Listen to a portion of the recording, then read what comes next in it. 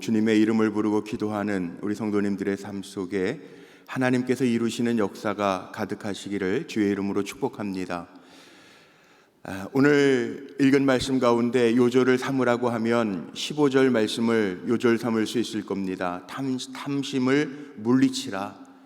그 생명이 소유의 넉넉함에 있지 아니하니라. 이 말씀을 마음에 잘 새기면서 욕망이라고 하는 걸 한번 생각해 보십시오.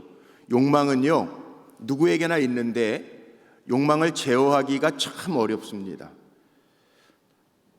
더군다나 이 탐심이라고 하는 것, 갖고자 하는 마음이죠. 더 갖고자 하는 마음입니다. 이건 인류 보편적인 모든 사람에게 해당되는 문제입니다.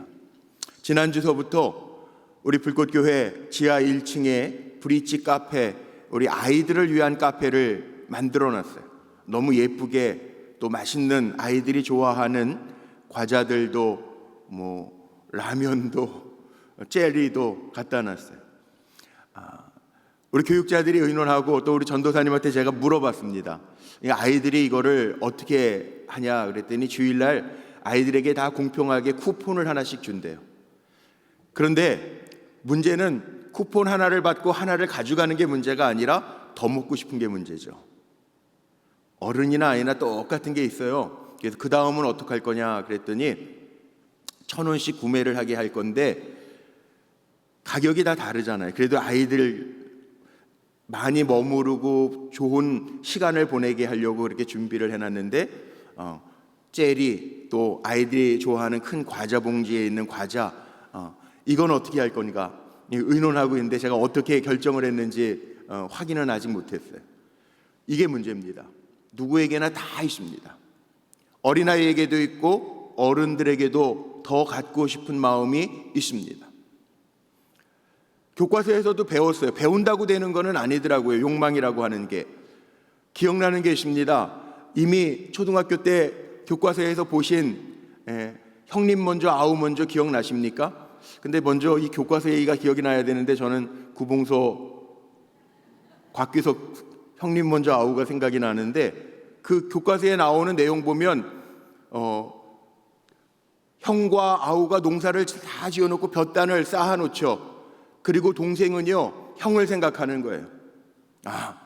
형님은 부모님도 모시고 계신데 그리고 밤에 다 잠들었을 때 몰래 형님에게 더 볕단을 갖다 놓습니다. 그리고 아침에 나가봤는데 똑같아요. 다시 자기 볕단이 쌓여있어요. 왜? 형은 동생 집에는 애들이 많은데 그리고 볕단을 갖다. 그렇게 배웠는데도 우리는 살아가면서 그게 쉽지만은 않은 일인 것 같아요. 이 탐심이라고 하는 더 갖고자 하는 마음이 제어할 수 있는 게 아니어서 오늘 예수님은 오늘 본문에도 분명히 말씀하세요. 탐심을 물리쳐라. 제어하라고 하지 않으세요. 물리치라는 거예요.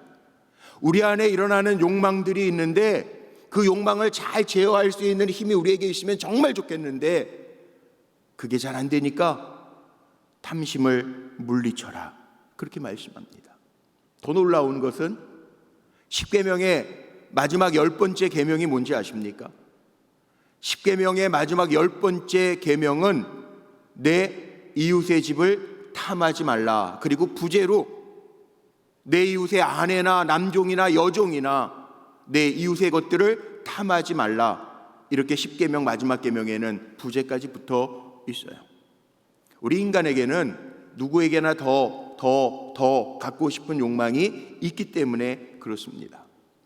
자, 오늘 이 누가복음 12장 말씀에 보면 원래 예수님께서 어리석은 부자의 이야기를 정해놓고 하시려고 한 것이 아니라 많은 사람들이 12장 1절서부터 보니 수만 명의 군중들이 예수님께 나와서 예수님의 교훈을 받습니다. 그러던 가운데 오늘 읽었던 13절 말씀에 보면 한 사람이 등장을 하죠. 무리 중에 한 사람이 이르되 선생님 내 형을 명하여 유업을 나와 더불어 나누게 하소서 하니 예수님께서 이 이야기를 듣고 야 이 사람아 누가 나를 재판관으로 물질을 나누는 사람으로 나를 불렀느냐 야단을 치십니다.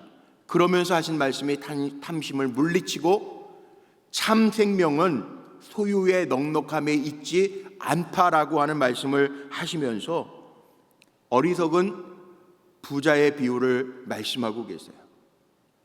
아마 여기에 내 형에게 명하여 물질을 재물을 나누게 하옵소서, 아버지의 유업을 나눠주게 하옵소서라고 부탁했던 이 동생, 아버지가 갑자기 돌아가신 것 같죠. 유업이라는 게 나오니까. 원래는 이 유대 풍습에 보면 고대 근동 지방이 다 그랬어요. 우리 장자의 축복이라고 하는 게 있는데, 장자들에게는 아버지의 몫을 다른 형제들에 비해서 2배를 더 갖게 하는, 성경에 나오는 것처럼, 그래서 장자의 축복이 있는 거예요. 야곱이 형 에서의 축복을 가로챈 게 그겁니다. 장자의 축복이 있어요. 2배를 장자에게는 주는 거예요. 그런데 이 형은 얼마를 줬는지는 성경에 나와 있지 않은데 아마 동생의 몫을 더 가졌는지도 모르겠어요. 그러니까 동생이 형에게 명하여 이 유업을 나누게 해달라고 예수님께 부탁하는 거예요. 모든 것을 하실 수 있는 주님을 믿고 그렇게 부탁하는 거예요. 여러분 같으면 어떻게 하시겠어요? 저도 말씀을 준비하고 나에겐 욕망이 없나 생각해 보니까 안 그래요.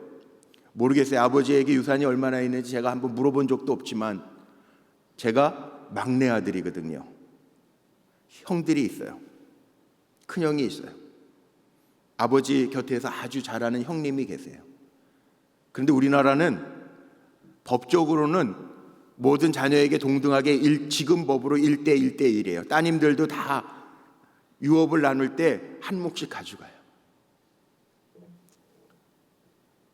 다행이라고 생각되십니까? 사람의 마음에겐 다 그 마음이 있다는 거예요. 죄송한데 제가 목회하면서 저 동해에서 부목사 할 때 부모님이 돌아가시고 장례를 치르는데 입관 예배 드리는데 제가 그 마음에 상처가 됐어요. 입관 예배를 드리는데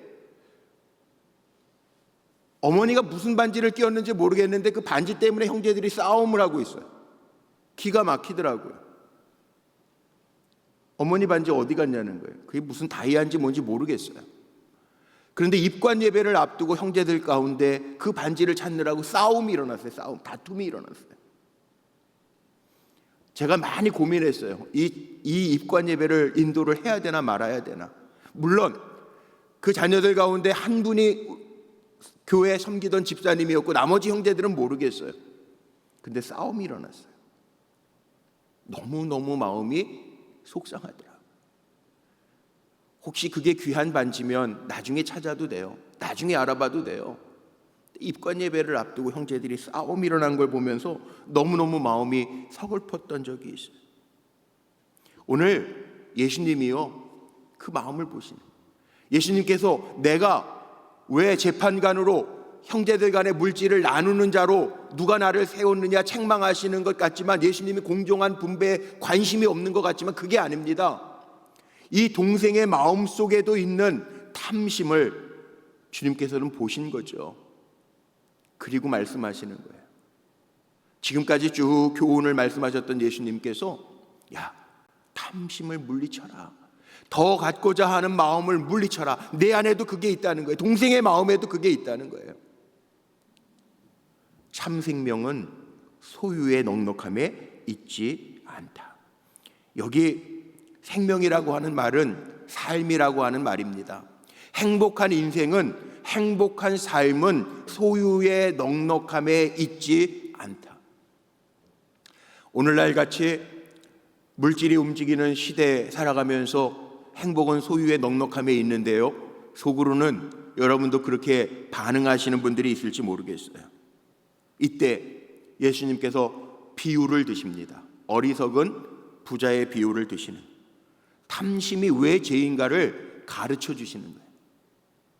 자, 오늘 이 어리석은 부자의 이야기를 한번 보겠습니다. 오늘 말씀 16절 이하에 보니까 그 마음을 헤아리시고 비유를 들어서, 쉽게 비유를 들어서 예수님께서 말씀을 하시는데 16절 이하에 보니까 이렇게 나와 있죠. 또 비유로 그들에게 말하여 이르시되 한 부자가 그 밭에 소출이 풍성함에 심중에 생각하여 이르되 내가 곡식 쌓아 둘 곳이 없으니 어찌할까 하고 또 이르되 내가 이렇게 하리라 내 곡간을 헐고 더 크게 짓고 내 모든 곡식과 물건을 거기에 쌓아두리라. 또 내가 내 영혼에게 이르되 내 영혼아 여러 해 쓸 물건을 많이 쌓아두었으니 평안히 쉬고 먹고 마시고 즐거워하자 하리라 하되.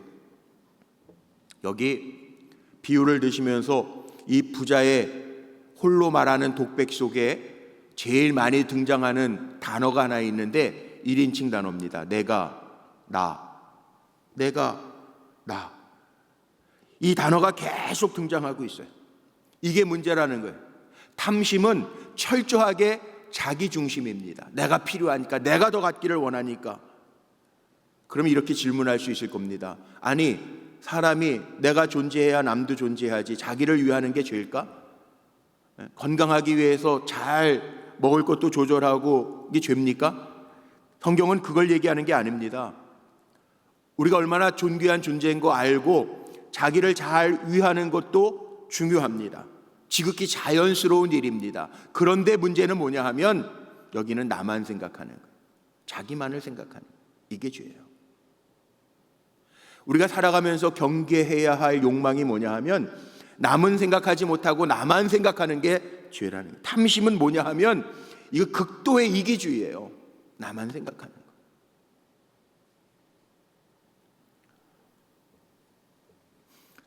이솝우화 가운데 그런 얘기 있죠. 입금개구리가 벌레를 잡아먹는데 배가 땡땡해집니다. 그런데 조금만 더 먹다가 보면 배가 뻥 터집니다.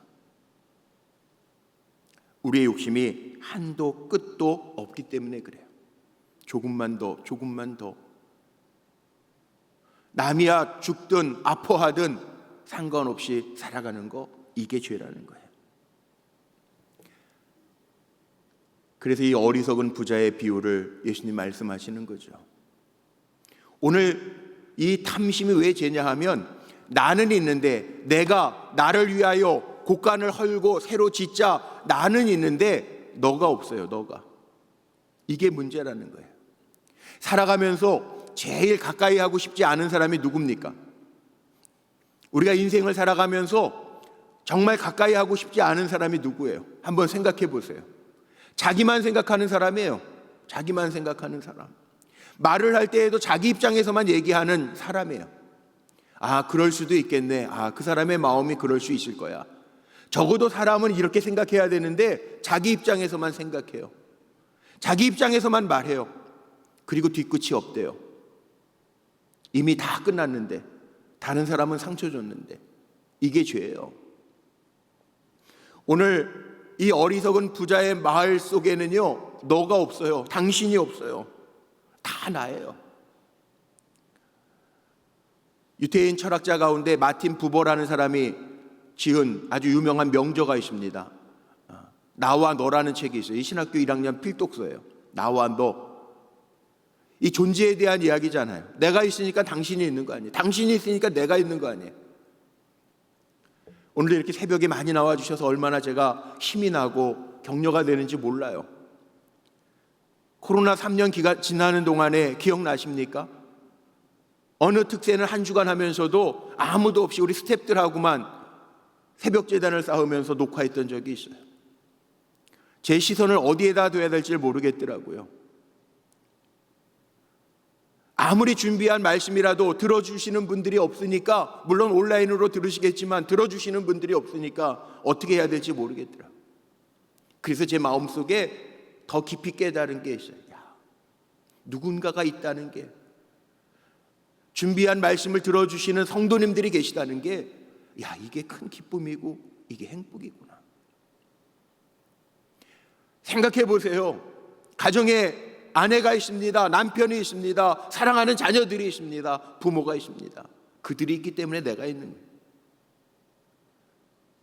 함께 하기 때문에 귀한 게 성도들이라는 거죠. 그런데 오늘 어리석은 부자에게는 너가 없어요. 부자 혼자 농사 지어가지고 모든 곡식과 과일을 거둬들였을까요? 나와 있지는 않지만 부자가 이렇게 많은 것을 가질 수 있게 된 계기 가운데에는 같이 협력해서 일하는 종들도 있었을 거고, 농기계를 만들어줬던, 오늘날 같은 첨단 기계는 아니겠지만 만들어준 사람도 있었을 거고, 이웃도 있었을 거예요. 그런데 오늘 이 어리석은 부자의 비유 가운데에는 너가 없어요. 당신이 없어요. 이게 죄예요. 오늘 말씀 듣는 저와 여러분은 나만 생각하는 게 아니라 내 옆에 있는 분들을 생각하고, 나와 관계된 분들을 생각하고, 또 누군가의 수고가 있어 내가 있음을 기억하면서 감사함으로 살아갈 수 있는, 너를 생각하면서 살아갈 수 있는 믿음의 사람, 참 행복한 인생들이 되시기를 주님의 이름으로 축복합니다. 요즘 종편 방송을 보면 중간중간에 광고를 하는데 유니세프나 기아대책에서 나오는 060으로 시작하는 도와달라고 하는 손길들에 대한 광고들이 많이 있습니다. 우리는 건강을 위해서 무엇을 골라 먹을까를 생각하지만 절대 빈곤 가운데 있는 사람들이 있습니다. 근데 그런 것들을 보면서도 모금을 안 할지언정 마음에 조금도 생각하는 마음이 없다면 우리 한번 좀 생각해 봐야 돼요. 나는 괜찮은가? 나는 배부르니까 괜찮은가? 아닙니다. 하나님은 더불어 사는 삶을 우리에게 주시고 보시기에 좋았더라. 이게 하나님이에요. 하나님을 기쁘시게 하는 삶을 살아가야 될 텐데 나만 행복한 것을 하나님은 기뻐하시지 않는다는 거예요. 꼭 기억하십시오. 마지막으로 오늘 이 비유 가운데 우리가 생각해야 할 것이 있습니다. 뭐냐 하면 모든 것의 주인을 생각해야 돼요. 하나님이시라는 거예요. 오늘 20절 21절 말씀에 보면 하나님이 주인이시라는 거예요. 하나님 모든 것의 주인이시라는 거예요. 그런데 탐심은요, 하나님이 주인이심을 우리로 하여금 망각하게 해요. 이웃만 없는 게 아니에요. 어리석은 부자는 자기의 영혼의 주인도 자기인 줄 알아요. 내 영혼아 명령하죠. 내가 이제 즐거이 먹고 마시고 즐기고 쉬자. 제가 질문을 하나 할게요. 새벽인데 잘 대답하세요. 내 영혼의 주인이 누굴까요? 대답하세요. 내 영혼의 주인이 누굴까요? 맞습니까? 하나님이 우리 영혼을 도로 찾으시면 지금도 너 와라 그럼 가야 돼요.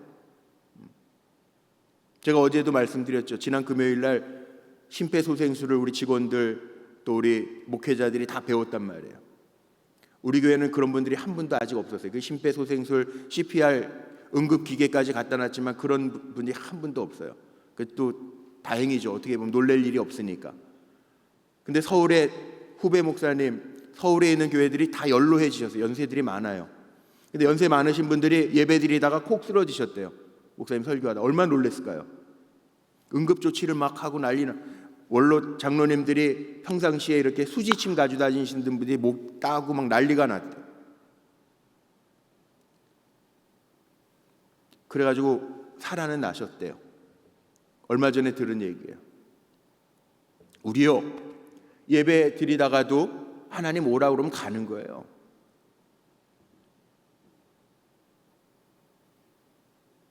하나님 부르시면 갈 수밖에 없는 게 우리예요. 우리의 영혼의 주인은 내가 아니에요. 이게 여기서 착각하는 거예요. 오늘 이 탐심이라고 하는 말씀을 하시면서 예수님 비유로 드시는 거예요. 너 정말 아무리 가져도 많은 것을 가지고 있어도 주인은 누구냐? 하나님이라는 것을 보여주는 거예요. 그런데 탐심의 죄는요, 내 것만 보고 남이 안 보이는 것뿐만 아니라 하나님조차도 안 보인다는 거예요. 오늘 결론입니다. 그렇다면 탐심의 죄를 어떻게 극복할 수 있는가? 하나님이 안 보이는데 탐심의 죄를 극복할 수 있는 방법이 하나 있습니다. 오늘 21절 나와 있는 말씀이에요. 뭐라고 나와 있어요? 자기를 위하여 재물을 쌓아두고 하나님께 대하여 부요하지 못한 자가 이와 같으니라. 하나님 늘 생각하면서 살라는 거예요. 이거 하나님 주신 거야. 생각하면서 살라는 거야. 감사하면서 살라는 거야. 제가 제일 좋아하는 성구가 있습니다. 여기 뒤에 재단에 펼쳐 있는 성경책에도 시편 올라와서 보시면 아시겠지만 23편이에요. 저만 좋아하는 게 아니고 우리 대한민국 국민들이 제일 좋아하는 성구 1위가 시편 23편이래요. 그 다음이 빌립보서 4장 13절. 여호와는 나의 목자시니 내게 부족함이 없으리로다. 이거 고백하면서 살자는 거예요. 탐심을 물리칠 수 있는 방법이 뭐냐 하면 하나님으로 채우라는 거예요. 우리의 마음이 물질의 욕심을 가지면 채워도 언제까지 채울 수 있습니까? 끝이 없어요. 근데 하나님으로 채우라는 거예요. 전 그렇게 기도할 거예요. 하나님, 우리 성도님들의 심령 속에 하나님으로, 성령으로, 거룩한 영으로 가득가득 채워지게 하옵소서. 하나님 한 분만으로 만족할 수 있는 삶을 살아갈 수 있는가? 우리는 기도는 그렇게 해요. 오늘도 일용할 양식을 주옵시고, 주기도문 그렇게 기도하면서도 일용할 양식만 가지고는 살아갈 수 없는 것처럼 살아가잖아요. 그런데 하나님이 내 안에 계시다면, 하나님이 만물의 주인이심을 우리가 고백하고 산다면 더 갖지 못해도 있는 것으로 만족하면서 베풀면서 너를 생각하면서 살아갈 수 있다는 거죠. 오늘도 우리 성도님들 생명 주심에 감사하고, 일용할 먹거리가 있음에 감사하고, 내 옆에 사랑할 수 있는 사람들을 주심에 감사하며 살아갈 수 있는 저와 여러분 모두가 되시기를 주님의 이름으로 축복합니다. 마지막 이야기 하나만 드리고 오늘도 말씀을 마치려고 하는데, 제가 말씀을 준비하다가 어느 자료집에서 본 이야기예요. 빌 게이츠와 스티븐 잡스, 애플 컴퓨터 창시자죠. 공통점이 몇 가지가 있대요. 공통점이 뭔지 아십니까? 1955년생이래요. 물론 스티브 잡스는 암 앓다가 췌장암으로 세상 먼저 떠났죠. 그리고 대학 중퇴자래요. 그런데 정말 신기술로 세계를 주름 잡았던 사람들입니다. 그들의 이야기 가운데 이런 이야기가 있더라고요. 세계 최고의 갑부로 이 빌 게이츠와 스티브 잡스, 빌 게이츠는 여러분 아시는 것처럼 마이크로소프트사, 그 다음에 여기는 애플 TV, 맥 컴퓨터를 만들었던 최고의 당대의 갑부였어요. 빌 게이츠는 2007년도에 자기가 중퇴한 학교 하버드에서 연설을 한번 했고요. 스티브 잡스는 2005년도에 스탠포드 대학에서 연설을 했어요. 스탠포드 대학에서 연설한 거 기사를 통해서 많이 접하셨던 분들이 있을 거예요. 그런데 어느 목사님이 쓴 책이에요. 거기에 이렇게 표현해놨어요. 다 대단한 당대의 갑부들인데, 그리고 공통점은 1955년생이고 그런데 모든 걸 가진 사람인 것 같았는데 그들의 연설문을 비교해놨어요. 어느 목사님이 이렇게 해놨더라고요. 빌 게이츠는 2007년도에서 대학생들을 위한 졸업식 연설에서 인류를 위한 헌신과 고난당하는 이웃을 위해서 나눔과 섬김을 그의 연설문에 강조를 해놨는데, 스티브 잡스는 스탠포드 대학에서 대학생들을 위한 연설을 하는데 그 연설의 골자 내용이 뭐냐 하면 잠재력 발휘해서 성공을 향해서 열심히 달려가라 라고 하는 주된 연설을 했다는 거예요. 그 목사님 분석을 해놨는데 이렇게 해놨더라고요. 빌 게이츠는 인생의 방향을, 나눔과 실천, 섬김의 방향을 이야기했고, 스티브 잡스는 그 연설의 내용을 보면 인생의 성공의 속도를 얘기했다는 거예요. 방향과 속도 다 중요한 것 같죠. 그런데 방향이 조금 틀어지면 빨리 간다 그러면 점점 멀어져요. 엉뚱한 방향으로 간다는 거예요. 인생의 성공도 중요합니다. 그런데 방향이 더 중요합니다. 내가 어떻게 살아가고 있는가. 오늘 예수님께서 우리에게 보여주신 말씀이 바로 그겁니다. 너는 소망 삼고 사는 게 뭐냐? 탐심 없을 수는 없어요. 탐심을 제어하라 말씀하지 않았어요. 오늘 말씀해 보니까 물리치래요. 욕망은 내가 어떻게 조절해서 갈 수 있는 게 아니라는 거예요. 더 갖고 싶은 마음이 있어서 인류가 발전했다라고 말하는 분들도 있어요. 그러나 여러분 정말 행복한 인생을 살기를 원하십니까?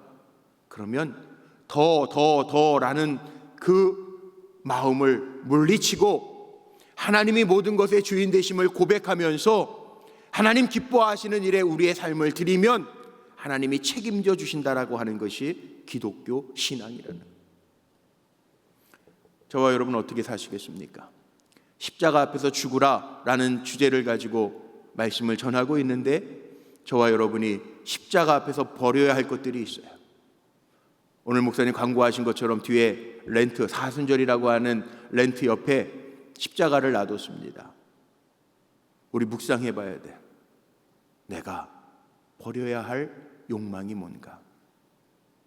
하나님 주인 삼고 오늘도 믿음으로 주님 바라보며 달려가는 종들로 승리하시기를 주님의 이름으로 축복합니다. 기도하시겠습니다.